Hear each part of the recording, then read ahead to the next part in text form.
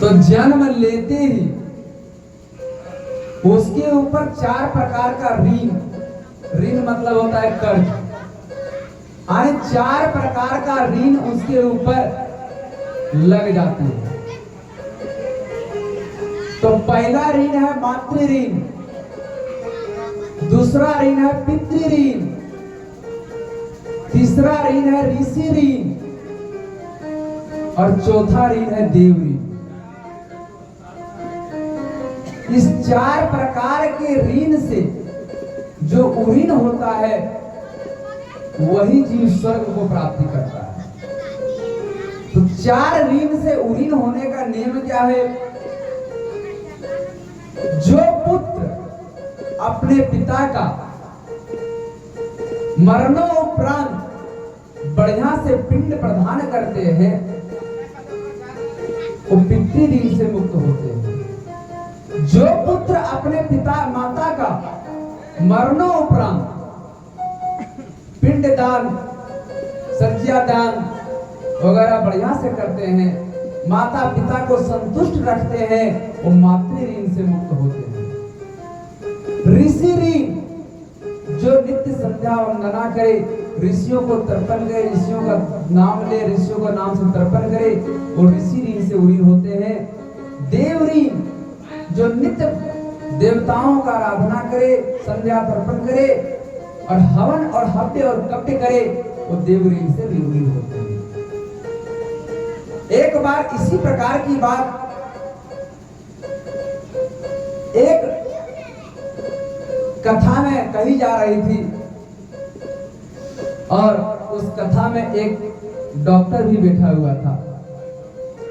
जब उसने सुना कि मातृ ऋण और पितृ ऋण से ऋण नहीं होने से स्वर्ग की प्राप्ति नहीं होती है, तो पढ़ लिख करके विदेश में जाकर के डॉक्टरी करता था। उसके पिताजी के मर जाने के बावजूद भी वो घर नहीं गया। तब उसने सोचा क्यों ना घर जाकर के एक बार मातृ ऋण से ऋण हो जाए। हम घर जाकर के माँ को इतने पैसे दे देंगे, इतना तीर्थ करा देंगे कि माँ हमें खुद ही ऋण कर देगी। मन में इस प्रकार का भाव को रख करके वो अपने घर पे आया और घर पे आने के बाद माता जी से कहा कि माता, मुझे ज्यादा दिन का छुट्टी नहीं है, बहुत कम दिन का छुट्टी में आया हूं, तुम कोई ऐसा उपाय करो जिससे मैं मातृ ऋण से ऋण हो जाऊं। उसकी माता ने कहा, पुत्र, मातृ ऋण और पितृ ऋण से ऋण होना आसान नहीं है, लेकिन तुम क्या कहते हो, तुम कहो। उसने कहा, माता, आप सभी तीर्थों में जाकर के भ्रमण कर लो, आप जो यज्ञ करना चाहते हो वो यज्ञ कर लो, आपको इच्छा जो करता है वो सब कर लो, आपको जितना धन का जरूरत है उतना धन मैं दे दूंगा, आपको जो चाहिए मैं वो दे दूंगा, बस माता हमको मातृ ऋण से ऋण कर दो, मेरे ऊपर मातृ ऋण नहीं होना चाहिए। उनकी माता भी पढ़ी लिखी थी। डॉक्टर की माता ने कहा कि बेटा, अगर तुम मातृ ऋण से ऋण होना चाहते हो तो तुम्हें एक काम करना होगा, एक रात मेरे साथ सोना होगा। डॉक्टर ने कहा ठीक है। रात्रि का समय हुआ, बुढ़िया ने एक बिस्तर लगाया और जिधर बुढ़िया सोई हुई थी उधर सूखा रखा और जिधर अपने पुत्र को सुलाना था उधर पानी डाल दिया।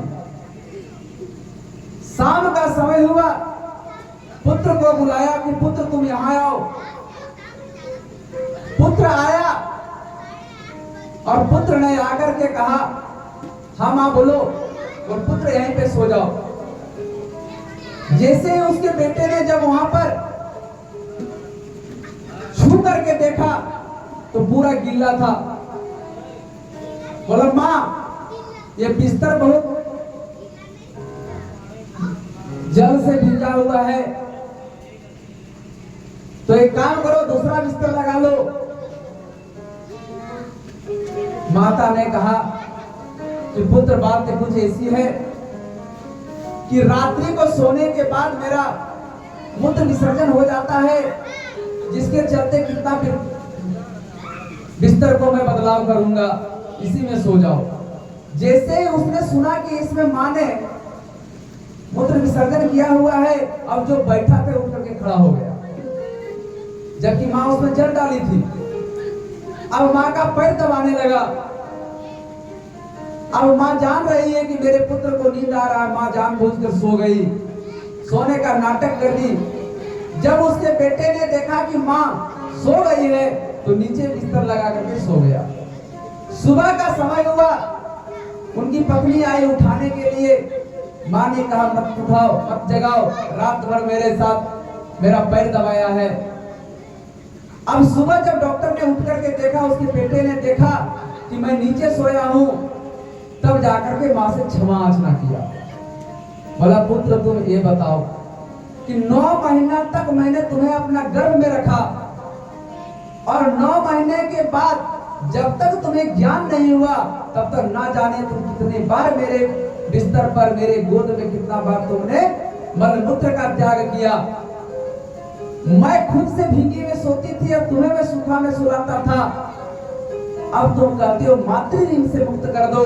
तो बेटा तुम ये बताओ, एक दिन तुम मेरे साथ मेरे मूत्र विसर्जन पर नहीं सो पाया, मेरे मलमूत्र पर नहीं सो पाया, तो तुम मातृ ऋण से मुक्त कैसे होगे? इसीलिए हे पुत्र, तुम मातृ ऋण से उड़ी नहीं हो सकते। प्रेम से बोले आनंद कंद भगवान